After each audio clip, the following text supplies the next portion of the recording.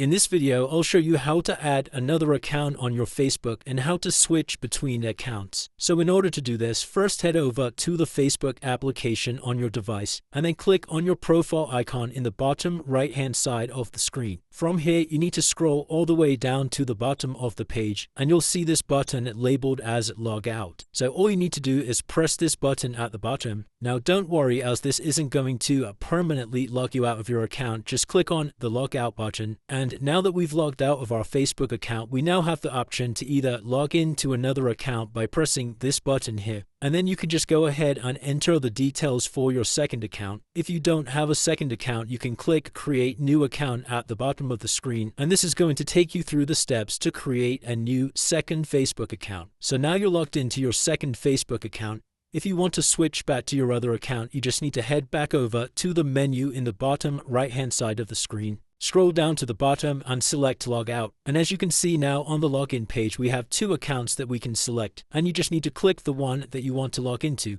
And just like that, we can switch between our two Facebook accounts. And that's it, guys. If you did find this video helpful, then let me know in the comments below, and I'll see you in the next one.